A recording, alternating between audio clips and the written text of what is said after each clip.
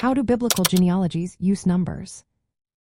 Have you ever wondered how numbers play a role in the genealogies found in the Bible? These genealogies are more than just lists of names. They are rich with meaning and significance. Let's take a closer look at how numbers are used in these important texts. Biblical genealogies serve to record lineage, but they also convey deeper symbolic and theological meanings. For instance, numbers often representing concepts like completeness or divine order. A great example is the genealogy of Jesus in the Gospel of Matthew, which is arranged into 3 sets of 14 generations. This structure highlights key moments in Jewish history, from Abraham to David, from David to the Babylonian exile, and from the exile to Jesus. The number 14 is particularly significant because it connects to the name David through a system called gematria. In this system, Hebrew letters correspond to numbers. This numerical pattern emphasizes Jesus' royal lineage as the son of David, reinforcing important theological points about his identity. In addition to 14, other numbers frequently appear in biblical genealogies. The number 10 often signifies completeness, as seen in the 10 generations from Adam to Noah and from Noah to Abraham.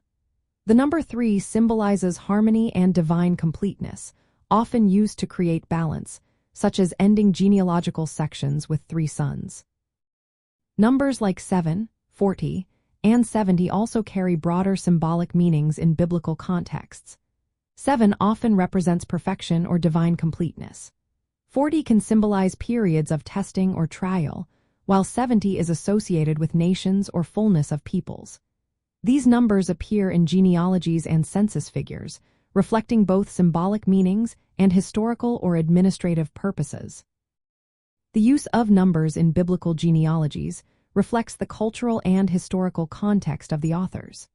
Ancient Hebrew writers organized genealogical data to emphasize theological messages, such as God's providence and the fulfillment of promises through specific lineages. Omissions or selective naming within genealogies were often intentional, designed to fit symbolic structures rather than to provide exhaustive historical records. Understanding these numerical patterns can deepen appreciation for the text's literary artistry and theological depth. Recognizing how numbers function as a meaningful language within Scripture connects history, theology, and symbolism in a way that enriches the narrative and its messages. Biblical genealogies use numbers not just for lineage but to convey significant themes about divine involvement and completeness. These patterns reflected cultural practices and spiritual messages that the biblical authors aimed to communicate.